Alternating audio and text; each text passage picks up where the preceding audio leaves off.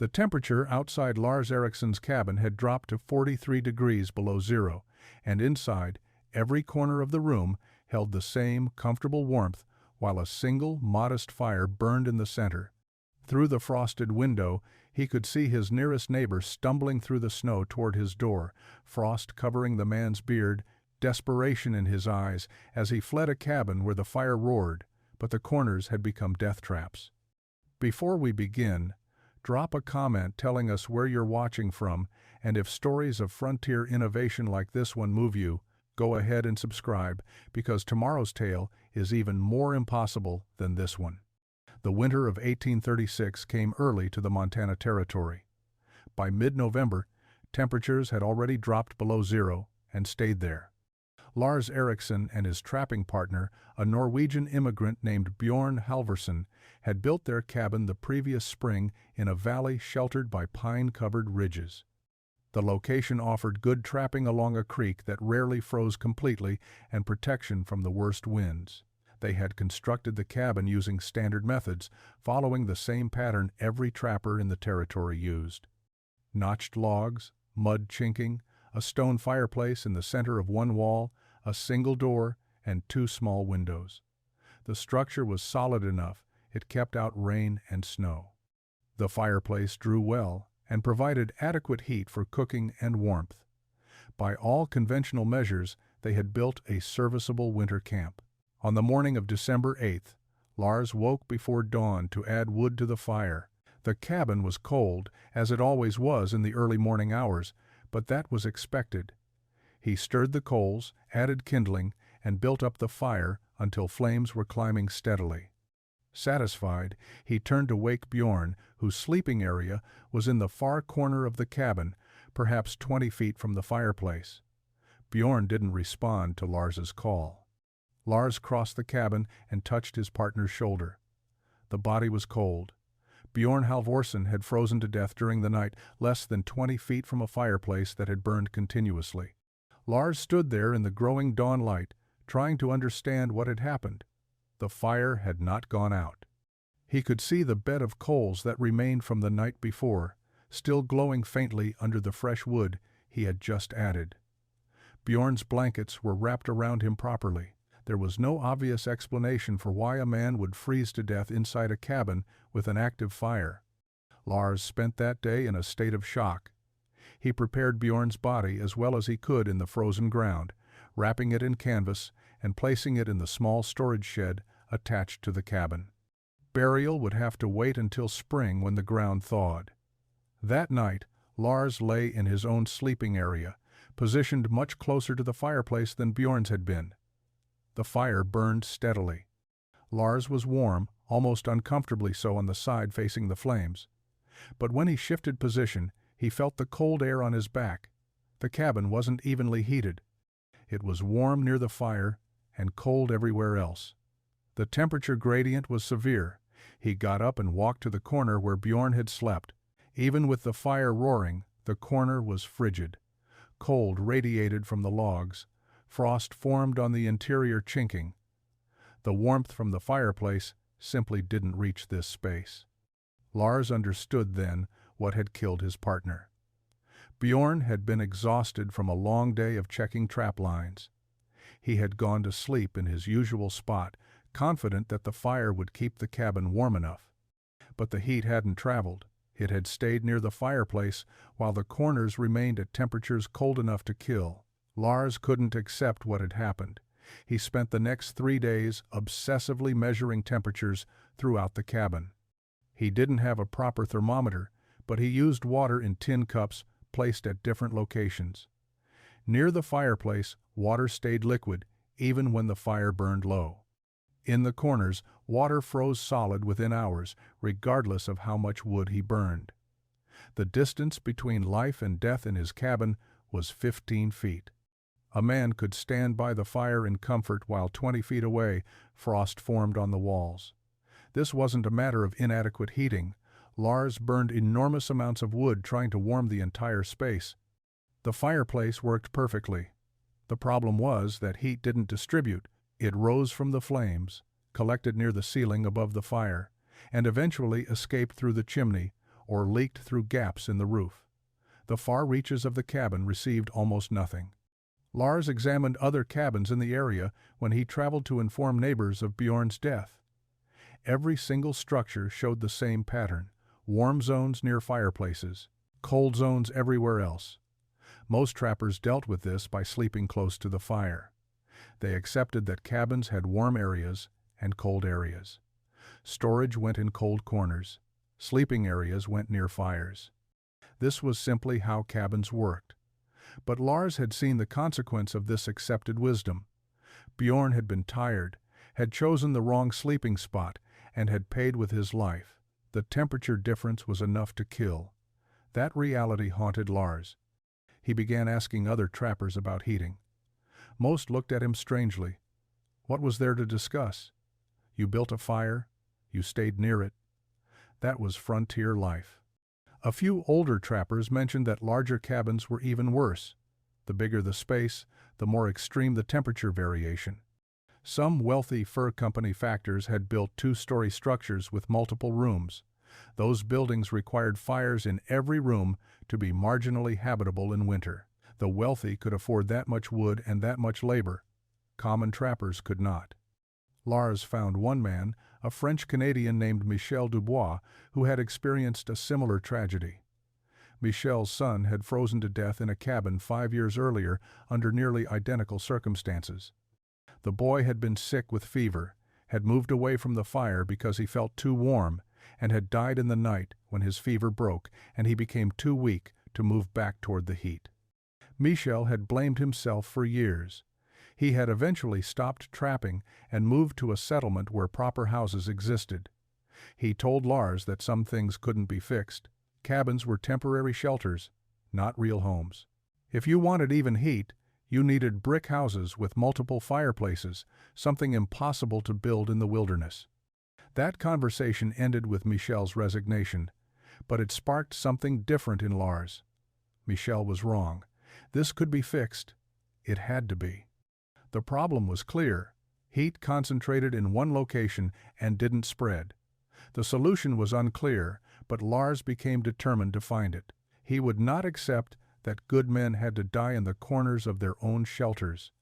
The winter of 1836 continued with relentless cold. Lars maintained his trap lines, but his mind was elsewhere. He found himself staring at his fireplace for hours, watching how heat moved. He observed that the warmest air rose directly upward, gathering near the ceiling above the fire. Some of this heat drifted toward other parts of the cabin, but most of it simply accumulated in a pocket of hot air that did nothing useful before eventually escaping. The stone fireplace itself radiated heat, but only in a limited radius. Step 10 feet away, and the radiant heat became negligible. The fundamental problem was that one heat source in one location couldn't warm a structure of any significant size. Lars began experimenting with crude solutions.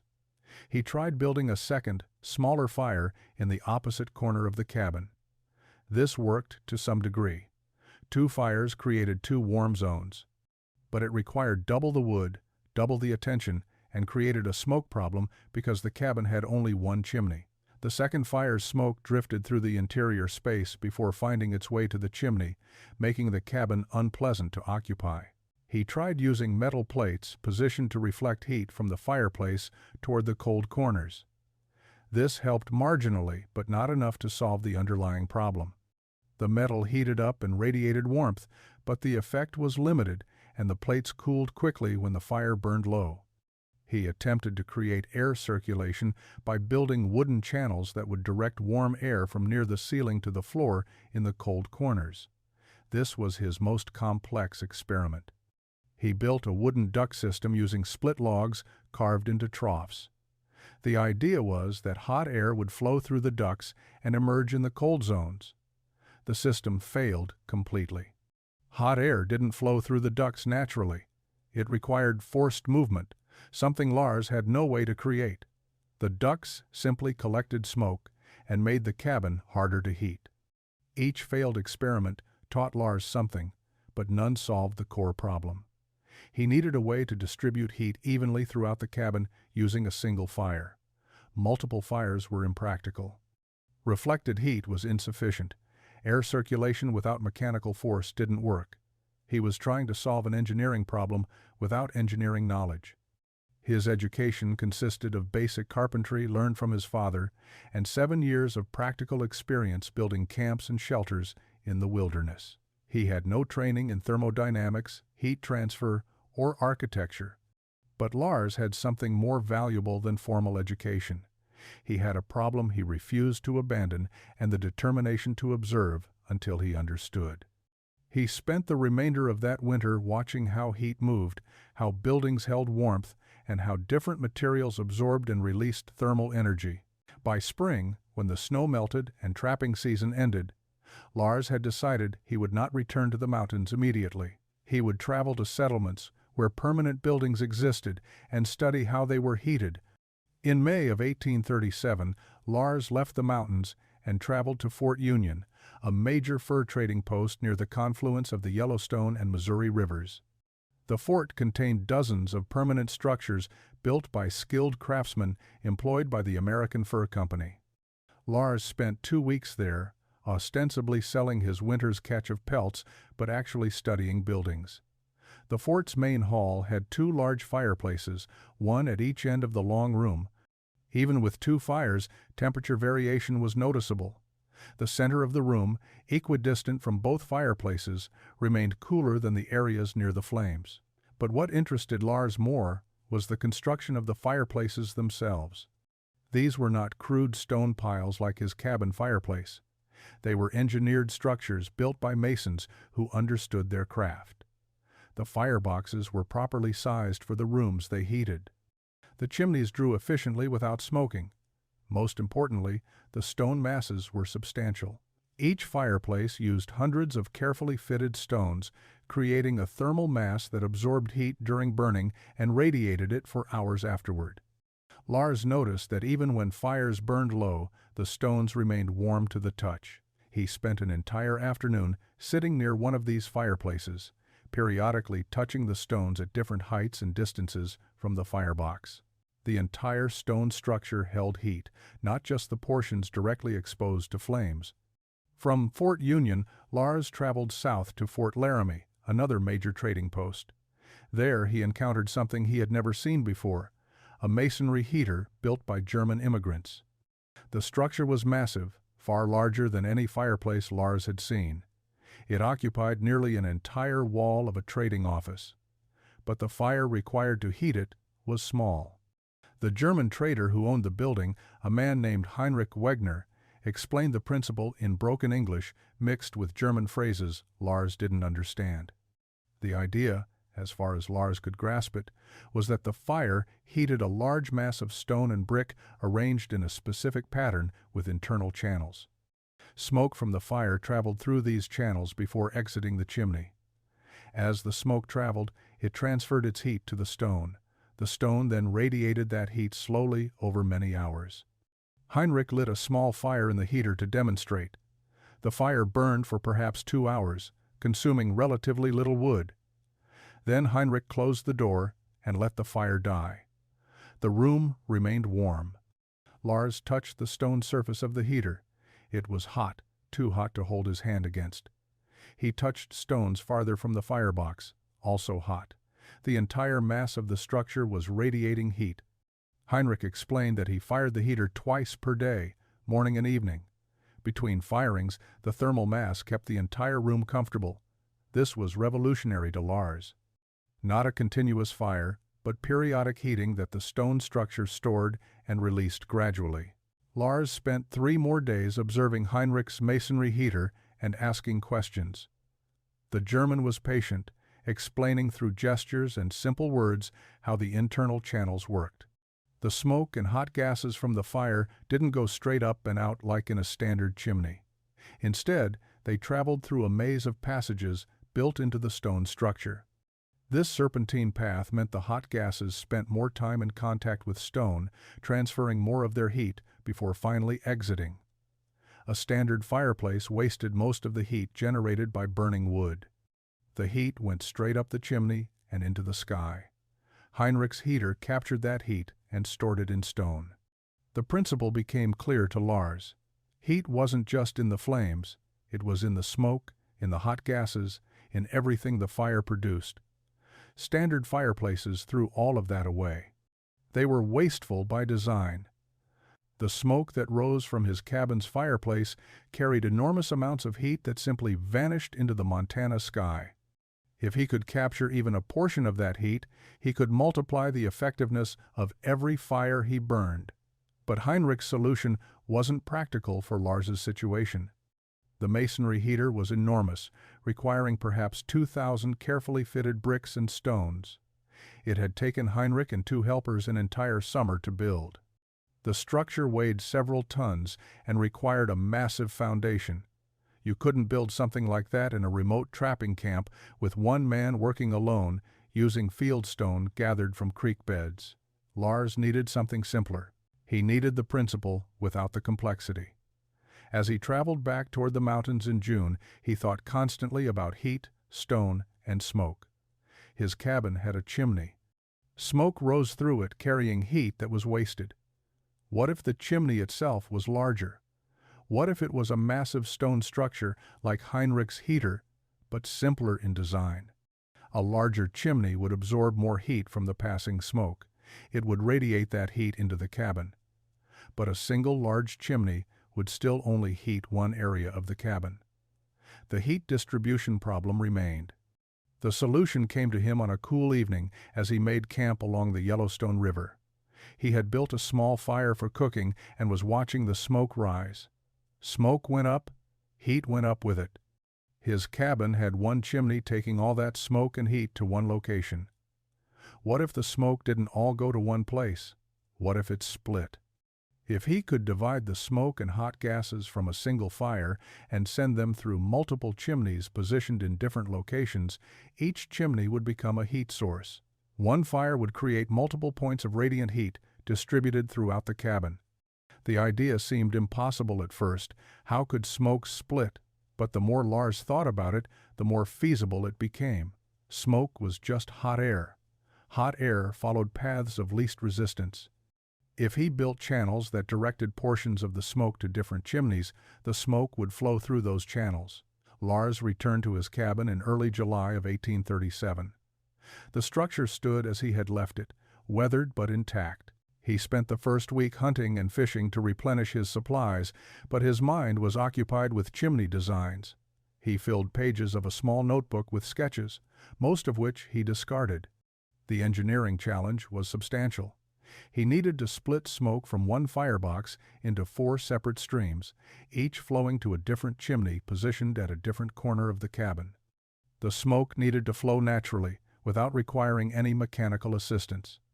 The channels needed to be built into the structure in a way that didn't compromise the cabin's integrity. By late July, Lars had finalized his design in his mind. He would build a new cabin slightly larger than his current structure. The firebox would be central, positioned in the middle of the cabin rather than against a wall. From that central firebox, 4 channels would extend outward toward the 4 corners. Each channel would connect to a stone chimney built at each corner. The smoke would split 4 ways, heating 4 separate stone masses that would radiate warmth into all areas of the cabin. In theory, this would eliminate cold zones entirely. Lars traveled to the nearest neighbor camp to borrow tools and gather information about where he could find suitable stone. The camp belonged to 2 trappers, brothers named Edward and Thomas McKinley from Pennsylvania. When Lars explained what he intended to build, the brothers stared at him in silence for a long moment. Then Edward laughed. It wasn't a polite chuckle, it was a full, mocking laugh. Thomas joined in. 4 chimneys for 1 cabin? The idea was absurd.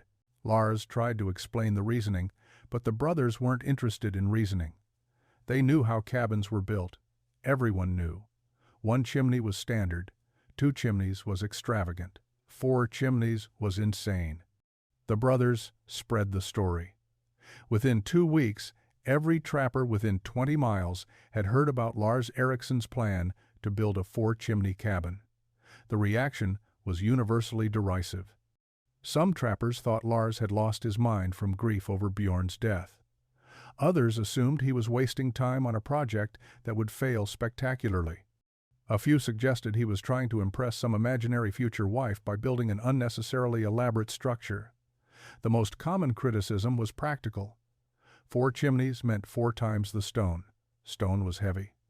Gathering enough stone for 4 chimneys would take months. Building 4 chimneys would take even longer. The roof would need to support 4 heavy stone structures instead of 1. The weight would likely cause structural failure, and even if the cabin didn't collapse, maintaining 4 chimneys would be a nightmare. Creosote buildup, stone deterioration, weather damage, all multiplied by 4. Lars listened to the criticism and said nothing in response. He had expected skepticism.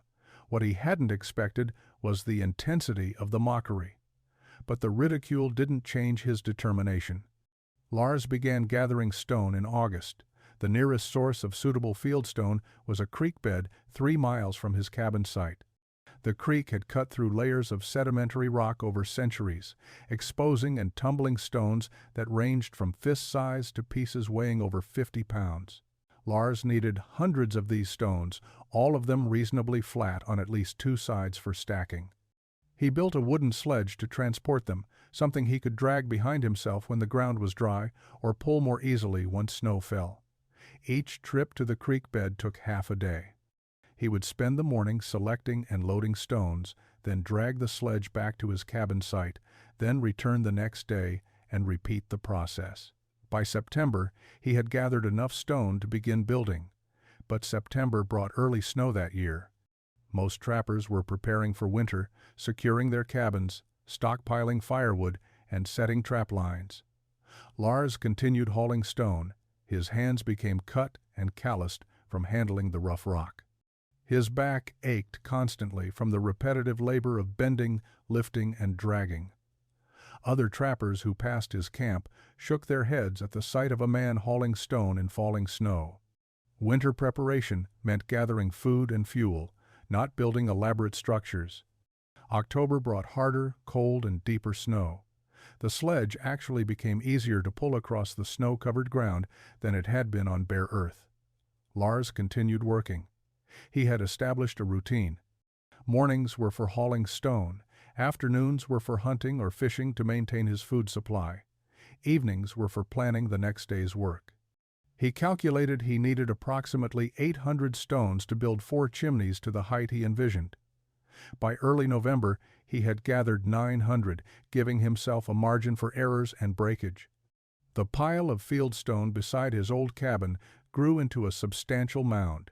It represented 2 months of obsessive labor. With the stone gathered, Lars turned to timber. He needed logs for the new cabin's walls and specialized lumber for the internal flue system. He spent 3 weeks in November cutting, limbing, and dragging logs from the surrounding forest. He selected trees carefully, looking for straight trunks with minimal taper. Each log was stripped of bark immediately to prevent insect infestation and to allow more accurate fitting during construction. The pile of prepared logs grew alongside the pile of stones. Together, they represented the raw materials for a structure unlike anything else in the Montana Territory.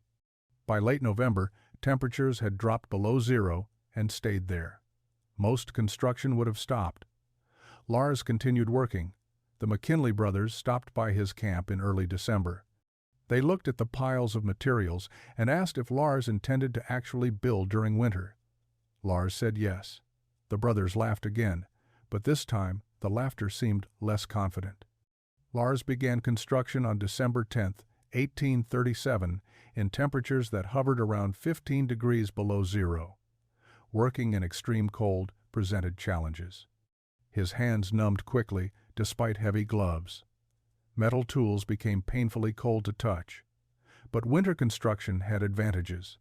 The ground was frozen solid, providing a stable base. Snow could be melted for the water he needed for mortar. And most importantly, he had no other commitments. Trap lines were set, but required only occasional checking. Winter was traditionally a time when trappers huddled in their cabins. Lars spent his winter building. The foundation was critical. 4 heavy stone chimneys required 4 solid foundation points. Standard cabins sat directly on the ground or on a minimal foundation of flat stones under corner posts. Lars's design required something more substantial. He marked out a rectangle measuring 24 feet by 18 feet, larger than his previous cabin. At each corner, he excavated down through the frozen soil, using a pickaxe to break through the frost layer. The work was brutal. Frozen ground resisted every blow. Each corner foundation required a pit 3 feet deep and 2 feet square. It took him 4 full days to dig all 4 pits. Into each pit, he placed the largest, flattest stones from his collection. These foundation stones were carefully leveled using a simple water level he constructed from a length of hollow reed filled with water. The principle was basic. Water seeks its own level. By holding the reed in a U-shape and observing the water position at each end, he could determine if 2 points were at the same elevation. He adjusted the foundation stones until all 4 corners were level with each other. This precision would prevent the structure from settling unevenly under the weight of the chimneys. Above the foundation stones, he began building the corner piers that would support the chimneys. Each pier was constructed from stones mortared together using a mixture he had experimented with throughout the fall. Standard mortar used lime, which was unavailable in the wilderness. Lars's mortar combined clay from a deposit he had found near the creek, sand, and wood ash. The wood ash provided some of the binding properties that lime would have offered. He mixed the mortar with water melted from snow and worked quickly before it froze. Each stone was placed with careful attention to creating a stable, interlocking pattern. The work was slow. He could lay perhaps 20 stones per day, divided across the 4 corner piers. By the end of December, all 4 corner piers stood 3 feet tall. They rose from the frozen ground like the beginnings of pillars for some frontier temple. The structure already looked unusual. Most cabins showed minimal stonework, perhaps a simple chimney base on one wall. Lars's foundation showed 4 separate stone columns marking the corners of his planned cabin. January of 1838 brought the coldest temperatures Lars had experienced in the Montana Territory. The mercury in his thermometer dropped below the lowest marking and stayed there for days. Working outdoors became dangerous. Exposed skin froze in minutes. Metal tools stuck to bare hands. But Lars had reached the most critical phase of construction, and stopping was not an option. He was building the central firebox, the heart of his entire heating system. This single element would determine whether his 4-chimney design worked or failed completely. The firebox needed to be positioned at the exact center of the cabin. Lars had calculated the dimensions carefully. From the center point, 4 channels would extend outward at 90-degree angles toward the 4 corners where his stone piers waited. Each channel needed to be large enough to allow smoke and hot gases to flow freely, but small enough to maintain draft and prevent backdrafts. The firebox itself needed to be large enough to burn wood efficiently, but not so large that it consumed excessive fuel. After weeks of planning, Lars had settled on a firebox measuring 3 feet wide, 2 feet deep, and 2 feet tall. It would burn standard-length firewood and provide enough heat to generate the smoke volume his 4 chimneys required. He built the firebox from flat stones carefully selected for heat resistance. Some stones crack or explode when exposed to repeated heating and cooling cycles. Lars tested stones by heating them in his temporary fire pit and then dropping them in snow. Stones that survived this thermal shock without fracturing went into the firebox construction. Those that cracked were set aside for use in less critical areas. The firebox walls were double-layered. Inner stones were mortared, with clay mixed with sand for heat resistance. Outer stones were mortared with his standard clay-ash mixture. The double wall created an insulating gap that would protect the structural elements from the most extreme heat. The bottom of the firebox sat on a bed of sand 3 inches thick laid over flat foundation stones. This sand bed served 2 purposes. It distributed the weight of the firebox and the fire's heat across a broader area, preventing cracking of the underlying stone, and it allowed for slight settling without compromising the structure. Above the firebox, Lars built a stone cap that formed the ceiling of the combustion chamber. This cap was critical. It needed to contain the fire's heat while directing smoke and hot gases into the 4 channels. He shaped the cap with a slight dome to promote air circulation and prevent smoke from pooling. From the 4 sides of the firebox, Lars began constructing the flue channels. Each channel started as a rectangular opening, approximately 8 inches wide and 6 inches tall. These openings connected directly to the firebox, allowing smoke to exit in all 4 directions. The channels were built from flat stones stacked to create rectangular tunnels. He mortared each stone carefully, ensuring the channels were airtight except where they were supposed to be open. Any leaks would reduce draft and allow smoke to enter the cabin interior. The work required absolute precision. Each channel needed to maintain consistent dimensions as it extended toward its corresponding corner chimney. The 4 flue channels extended from the central firebox toward the corner piers Lars had built in December. Each channel traveled approximately 10 feet before reaching its designated corner. Building these channels required Lars to construct them as integral parts of the cabin's floor system. He dug shallow trenches for each channel, lined them with flat stones, built up the sides to create rectangular tunnels, and capped them with more flat stones. The completed channels were buried beneath what would become the cabin's floor, invisible but essential. Each channel sloped slightly upward as it approached its corner, promoting natural draft that would pull smoke from the firebox to the chimneys. Where each channel met its corner pier, Lars created a transition chamber. This small stone box allowed the horizontal smoke flow to turn upward into the vertical chimney. The transition needed to be smooth to prevent smoke from stalling or creating backdrafts. Lars shaped these transitions carefully, using smaller stones to create a gradual curve rather than a sharp right angle. He had learned this principle from observing Heinrich's masonry heater. Smooth transitions allowed heat and smoke to flow naturally. Sharp corners created turbulence and reduced efficiency. With the floor channels complete, Lars began raising the corner chimneys. He had 4 stone piers already built to foundation height. Now he needed to extend them upward through where the walls would be, and eventually through the roof. Each chimney needed to rise at least 12 feet to create adequate draft. Working on all 4 simultaneously was impractical, so Lars developed a rotation system. He would work on one chimney for 2 days, building it up by approximately 2 feet, then move to the next chimney and do the same.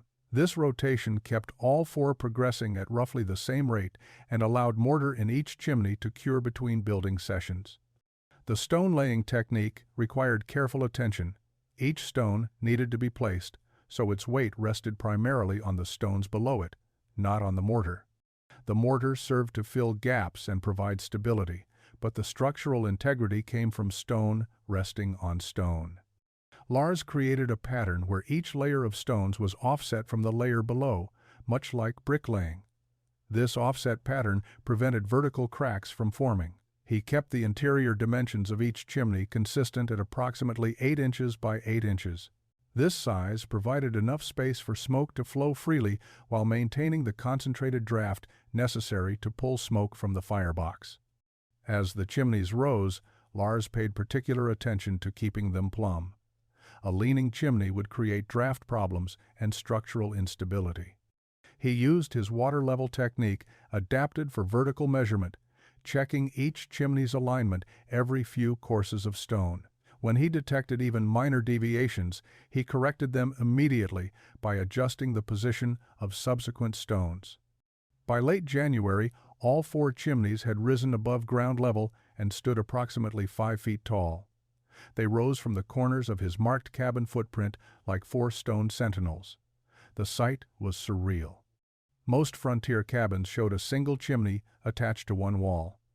Lars's emerging structure displayed 4 independent stone columns positioned at the corners of a cabin that didn't yet exist.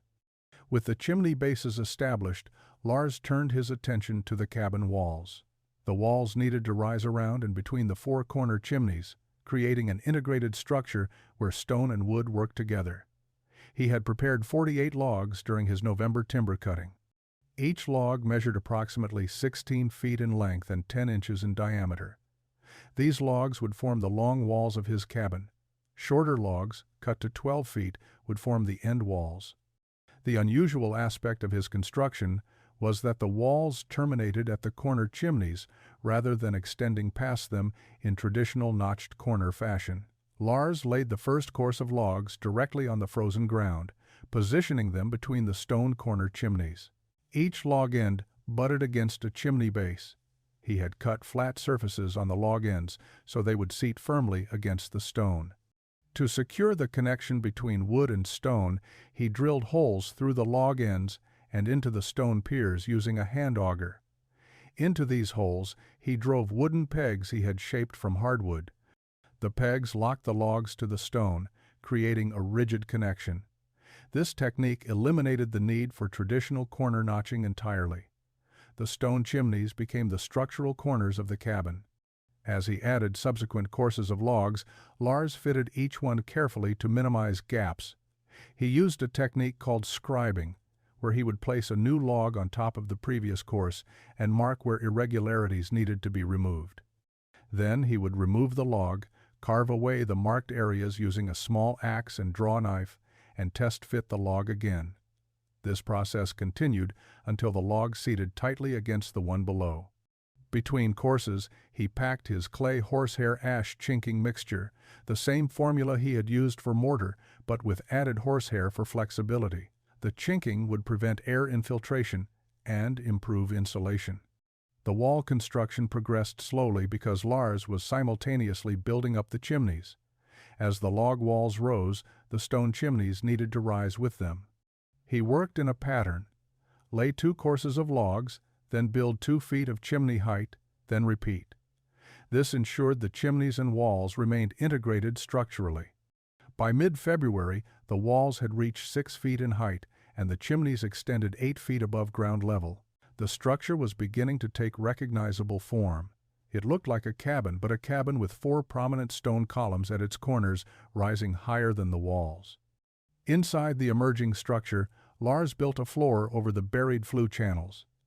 He laid split log planks across floor joists, creating a smooth surface that completely concealed the channel system below. Only Lars knew that beneath this floor, 4 stone tunnels carried smoke from the central firebox to the corner chimneys. The floor planks were not fixed permanently. Lars designed them to be removable in sections, allowing access to the channels if cleaning or repairs became necessary. This accessibility would prove important for maintaining the system over years of use. By early March, the cabin walls had reached their full height of 8 feet. The 4 corner chimneys now extended approximately 10 feet above ground, 2 feet taller than the walls. Lars faced his next major challenge: building a roof structure that would accommodate 4 stone chimneys passing through it while supporting the weight of snow and maintaining weather-tight integrity. Standard cabin roofs were simple affairs: ridge poles spanning the width, smaller poles laid perpendicular, and bark or sod covering. Such a roof could not support 4 chimneys, each weighing over 1,000 pounds at completion, nor could it seal around 4 separate stone penetrations. Lars's roof design was engineered specifically for his unusual structure. He started by placing a central ridge beam running the length of the cabin. This beam, hewn from a single straight pine tree, measured 24 feet long and 12 inches square. It was the single heaviest timber in the entire structure. Lars used a complex pulley system he rigged from a tall pine tree near the cabin to lift this beam into position. The beam rested on the end walls and was secured with wooden pegs driven through pre-drilled holes. From this central ridge beam, Lars installed rafters every 2 feet. But these weren't simple rafters. Each one was a substantial timber, 6 inches by 6 inches in cross-section, carefully notched where it met the ridge beam and where it rested on the top log of the wall. The rafters created a framework, but Lars needed to address the chimney penetrations. Each corner chimney passed through the roof at a location approximately 3 feet from the corner. Lars framed around each chimney using shorter timbers that connected the nearby rafters and created rectangular openings. These frames would support the roofing material while leaving space for the chimneys to rise through.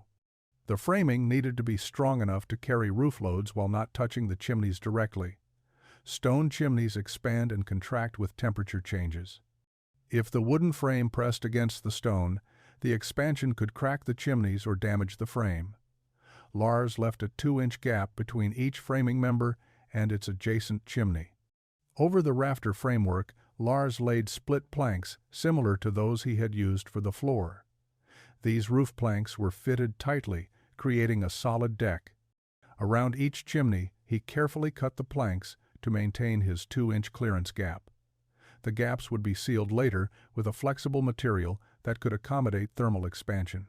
Over the plank deck, Lars applied layers of birch bark. He had spent several days in late winter harvesting bark from dead birch trees. The bark was flexible when worked, naturally waterproof, and would conform to the roof's surface.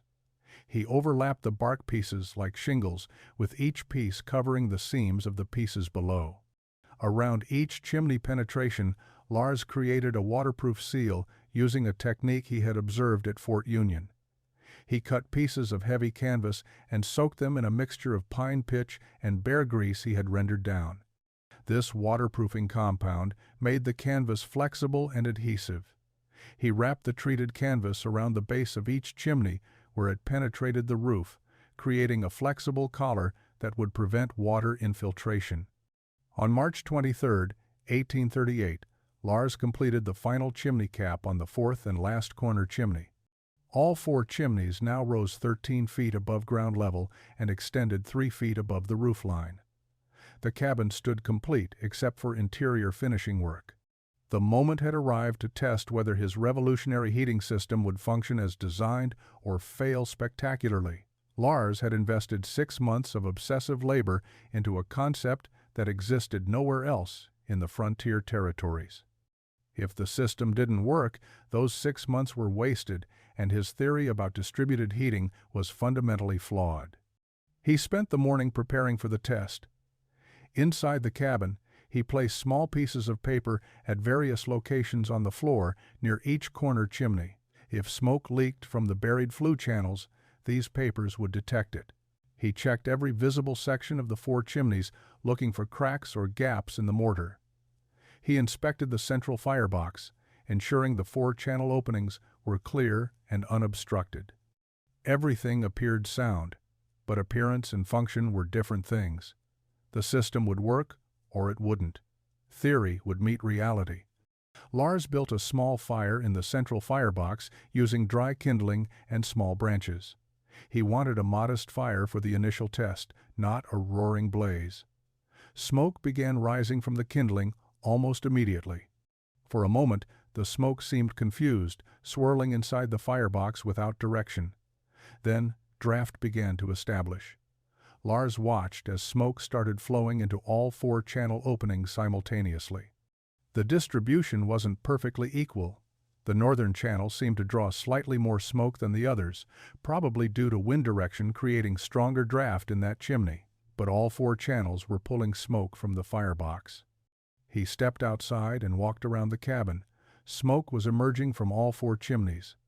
The sight was extraordinary. 4 separate columns of smoke rising from the 4 corners of a single structure.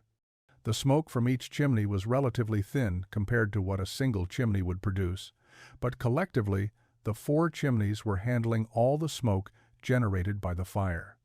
Lars returned inside and added more wood to the fire, building it up to a moderate burn. The system continued functioning.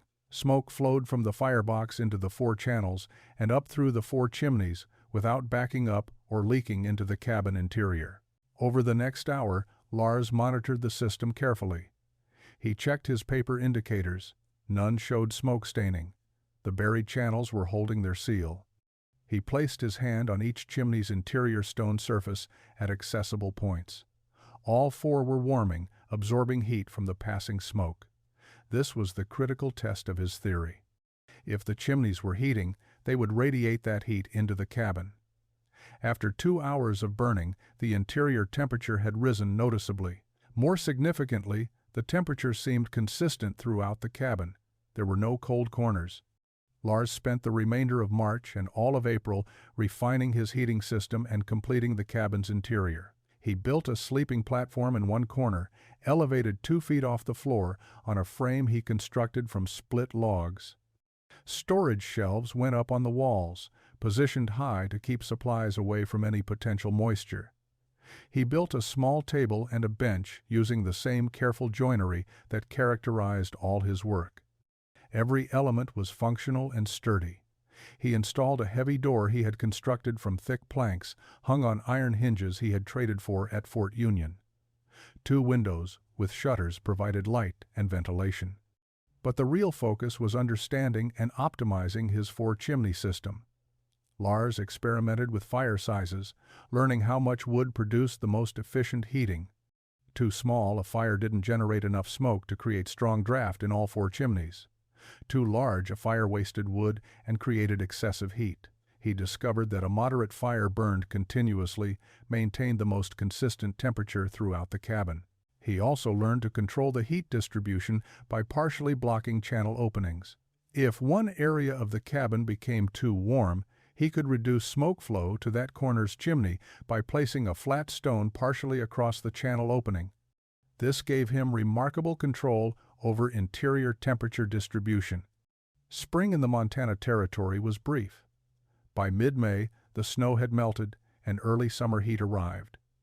Lars used this time to hunt, fish, and stockpile firewood for the coming winter. He cut and split enough wood to fill a shed he built adjacent to the cabin. Other trappers who visited his camp stared at the 4-chimney structure with undisguised curiosity. The building looked strange, unlike any cabin they had seen. When Lars offered to show them the interior and explain the heating system, most declined. They were skeptical but unwilling to openly mock him, now that the cabin stood completed and apparently functional. The structure's mere existence challenged their assumptions about how cabins should be built. Summer passed quickly. Lars worked his trap lines, preparing for the fall beaver season. By September, temperatures were dropping at night. Lars began using his heating system regularly, burning small evening fires to take the chill off the cabin. The system performed flawlessly. The entire cabin warmed evenly. There were no cold corners. He could stand anywhere in the structure and feel comfortable warmth radiating from the nearest chimney. In early October, the first serious cold arrived. Temperatures dropped below freezing and stayed there.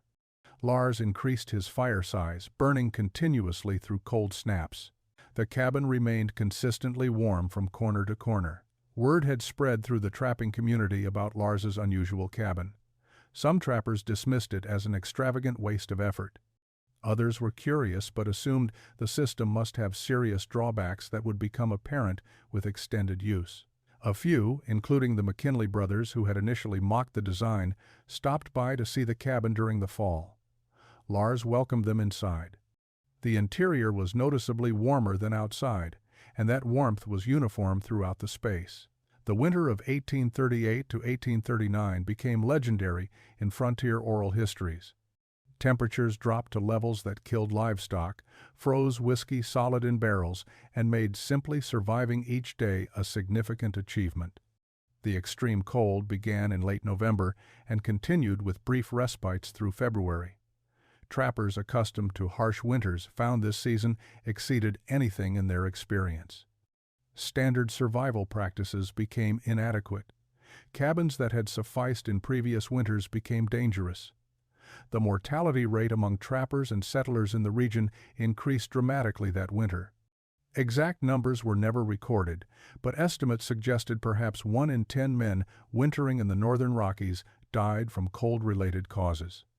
Lars's cabin faced the same brutal conditions every other structure faced. On December 15th, his thermometer registered 43 degrees below zero. That measurement was taken at mid-morning on a clear day. Overnight temperatures had likely been even lower. At those temperatures, exposed skin froze in under a minute. Breathing required caution, as the cold air could damage lungs. Standard cabin heating systems struggled to maintain survivable interior temperatures. Most trappers burned enormous amounts of firewood, feeding their fires continuously, and still experienced freezing conditions in portions of their cabins distant from the fireplace. Lars burned a single moderate fire in his central firebox. He added wood every 2 hours throughout the day and banked the fire carefully at night to maintain coals until morning. His wood consumption was substantial but not excessive. More importantly, the interior temperature remained consistently comfortable throughout the entire cabin. He measured interior temperature using the same water in cups method he had used 2 years earlier when studying his previous cabin's heat distribution problem. Water placed near each of the 4 corner chimneys remained liquid. Water placed in the center of the cabin remained liquid. There were no frozen zones. The 4 chimneys performed exactly as Lars had theorized. Each stone mass absorbed heat from the smoke passing through it and radiated that heat continuously.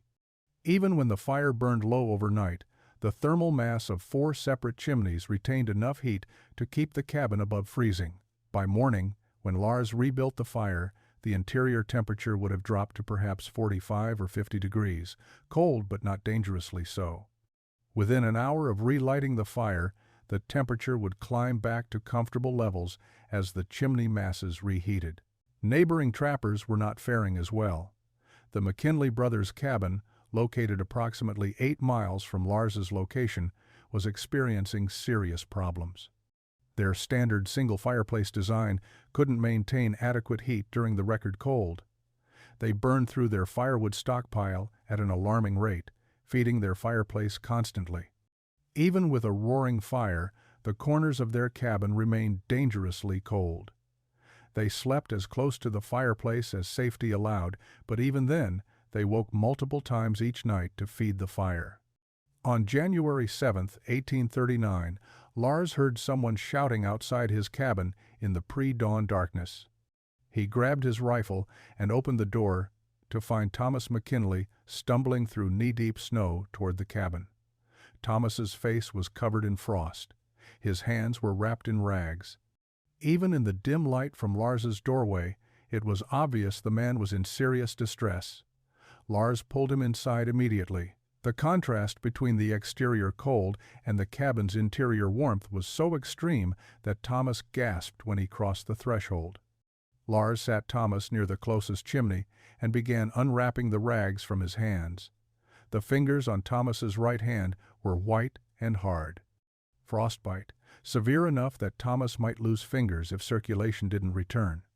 Lars had seen frostbite before. The treatment was gradual warming, not rapid heating, that could cause additional tissue damage. He filled a basin with lukewarm water and had Thomas soak his hand while Lars prepared hot coffee.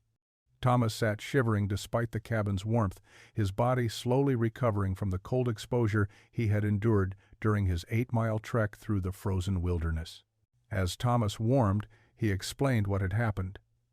The McKinley brothers had been burning through firewood at an unsustainable rate, trying to keep their cabin habitable during the extreme cold. 3 days earlier, they had run critically low on their stockpile. Edward had gone out to cut more wood while Thomas maintained the fire. Edward hadn't returned. Thomas had searched but found no sign of his brother in the failing light. He assumed Edward had gotten turned around in the snow and would find his way back, but Edward never returned. Thomas spent the next 2 days alone in the cabin, rationing his remaining firewood and burning anything else combustible he could find. Furniture, extra clothing, even leather goods went into the fire. The previous night, Thomas's firewood had run out completely. He had faced a choice: stay in the cabin and freeze to death, or attempt to reach help. He knew Lars's cabin was the nearest structure. 8 miles through 40 below temperatures in darkness was potentially suicidal, but staying was certainly fatal. Thomas had wrapped himself in every piece of clothing he owned, bound rags around his hands and feet for extra insulation, and started walking. He had gotten lost twice, but eventually spotted the glow from Lars's window. That glow had saved his life. Lars tended to Thomas's frostbite as best he could. The fingers gradually regained color and sensation, a positive sign suggesting the tissue damage might not be permanent. As Thomas recovered, he kept looking around the cabin with something approaching disbelief. He walked to each corner, touching the stone chimneys, feeling the even warmth radiating from each one. He stood in the center of the cabin, the location farthest from any chimney, and felt warmth there too. His own cabin had a roaring fire, and still had frozen corners. Lars's cabin had a moderate fire and was uniformly comfortable throughout. Thomas McKinley remained in Lars's cabin for 3 days, while his frostbitten fingers healed and the extreme cold moderated slightly. During that time, Lars organized a search party with 2 other nearby trappers. They found Edward McKinley's body a mile from the brothers' cabin. He had apparently become disoriented in a whiteout, wandered in circles, and succumbed to hypothermia. The tragedy was compounded by the fact that Edward had died trying to gather firewood to heat a cabin that was fundamentally inadequate for the conditions. When the search party returned Edward's body to the McKinley cabin, they found the structure in deplorable condition. Ice coated the interior walls. The corners were filled with frost. The cabin had become uninhabitable despite the brothers' desperate efforts to heat it. Thomas helped Lars bury his brother when the weather permitted, then faced a decision about his future. He could rebuild his cabin using traditional methods and hope for milder winters. Or he could try something different. Thomas asked Lars to teach him the 4-chimney technique. Lars agreed, without hesitation. They spent 2 weeks that February planning Thomas's new cabin and identifying where suitable stone could be gathered. Lars shared every detail of his design, holding nothing back. The flue channel dimensions, the chimney spacing, the firebox construction, the importance of thermal mass, all of it. By spring, Thomas had begun construction on his new cabin using Lars's principles. Word of Edward McKinley's death and Thomas's decision to adopt Lars's heating system spread through the scattered trapping community. The story became simplified and somewhat distorted through retelling, but the core message was clear. Standard cabins had killed a man during the record cold, while Lars's 4-chimney design had kept him comfortable. The mockery that had greeted Lars's project 2 years earlier transformed into serious interest. Trappers who had laughed at the 4-chimney concept now asked questions about construction techniques and material requirements. Over the next 2 years, 5 more 4-chimney cabins appeared in the northern Montana territory. Each builder adapted the design slightly based on available materials and personal preferences, but all followed the same basic principles. Central firebox, multiple flue channels, corner chimneys creating distributed heat sources. The results were consistent. These cabins maintained even temperatures with moderate fuel consumption. They were noticeably more comfortable than traditional single fireplace designs. Most significantly, they were safer. The elimination of frozen zones meant occupants weren't forced to sleep directly beside fires or risk hypothermia in distant corners. Lars never promoted his innovation or claimed any special credit. When asked about the design, he explained it matter-of-factly as a solution to a problem that had killed his partner. He shared information freely with anyone interested in building similarly. Some trappers still considered the design unnecessarily elaborate. The time and labor required to build 4 chimneys remained substantial, but those who had experienced truly dangerous cold or who had lost partners to winter conditions increasingly saw the value. The 4-chimney cabin became known throughout the region as the Erickson method, though Lars himself never used that term. The Rocky Mountain fur trade collapsed in the early 1840s. Beaver populations had been trapped to near extinction in many areas, and more significantly, fashion had shifted away from beaver felt hats toward silk. The economic foundation that had drawn thousands of men into the mountains vanished. Trappers left the wilderness, heading to new opportunities in Oregon, California, or back to eastern settlements. Lars Erickson left the Montana Territory in the spring of 1844. He sold his cabin and trap lines to a settler family moving west and used the proceeds to establish a small ranch in the Willamette Valley of Oregon Territory. Lars married in 1846. His wife Anna was the daughter of Swedish immigrants who had settled in Oregon. They had 4 children together over the next decade. Lars never returned to trapping. He raised cattle, grew crops, and lived quietly. His children knew their father had spent years in the mountains, but he rarely spoke of that time. The story of how he had revolutionized frontier heating was unknown to his family. To them, he was simply a rancher who worked hard and provided well. But in the mountains Lars had left behind, his innovation persisted. The 4 chimney cabins built in the late 1830s and early 1840s remained standing. Some were maintained by new occupants.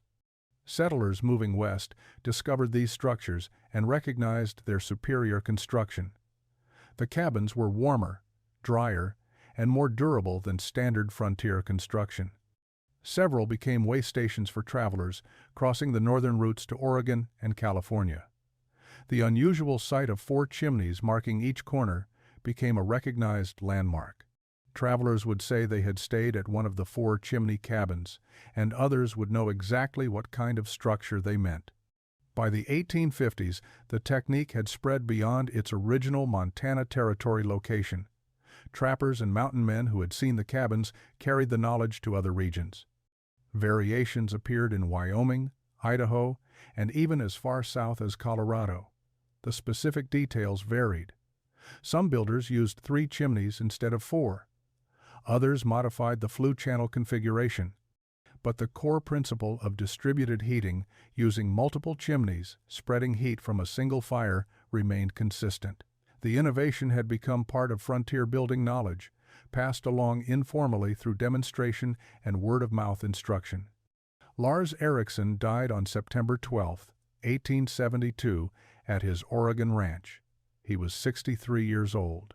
His death was noted in the local newspaper with a brief obituary mentioning his family and his success as a rancher. There was no mention of the Montana mountains, the cabin with 4 chimneys, or the heating innovation that had saved lives and changed how people survived in extreme cold. He was buried in a small cemetery outside Salem, surrounded by other pioneers who had helped settle the Oregon Territory. In the mountains, the cabins remained. Some still stand today, weathered but recognizable, their 4 stone chimneys marking the corners like silent monuments to the ingenuity of a man who refused to accept that cold corners were inevitable.